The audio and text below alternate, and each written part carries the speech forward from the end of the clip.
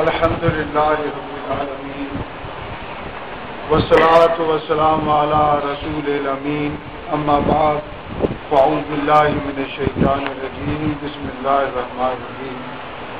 وقال اللہ تعالی فی الکتاب المجید ان اللہ لا یغیر ما بقوم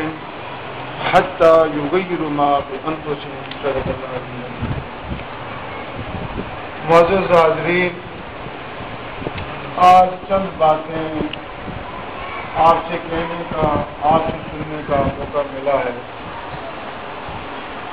میری ابتداً آپ سے ایک درخواست ضرور،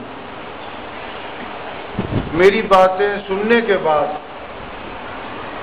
اگر آپ کا دل گواہی دے کہ ٹھیک ہے، اور جو راستہ، جو طریقہ میں آپ کے سامنے عرض کروں گا، اگر آپ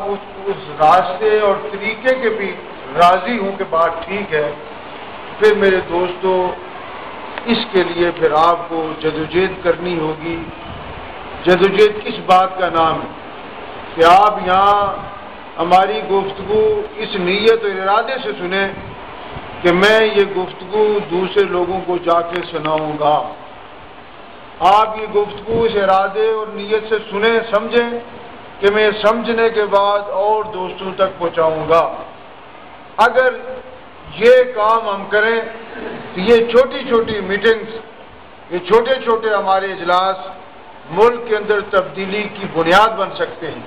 لیکن اگر آپ سننے کے بعد کسی کو جا کے نہ سنائیں، کسی کو نہ سمجھائیں، تو اس کے نتیجے میں سمجھتا ہوں کہ اس میٹنگ کا وہ فائدہ نہیں حاصل ہو سکتا ہے کہ جو ہم چاہتے ہیں۔ لہذا میرے دوستو، میں آہستہ آہستہ بات کروں گا،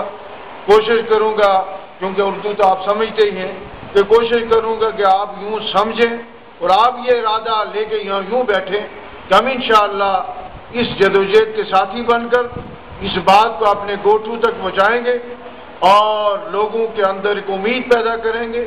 لوگوں کو جگائیں گے، انہیں سمجھائیں گے، انہیں دوست و دشمن کی پہچان کروائیں گے، تاکہ اس ملک پاکستان کے اوپر 63 سال سے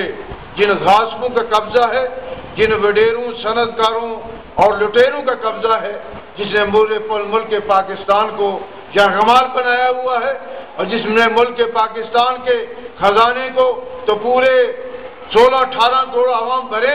اور اس خزانے سے چند لوگ فائدہ اٹھائے، اور ان چند لوگوں نے میرے دوستوں، میرے بھائیوں، مجھ سے اور آپ سے، میری نسلوں سے پاکستان کو چھینا ہوا ہے۔ کہنے کو تو لوگ کہتے ہیں کہ 14 اگست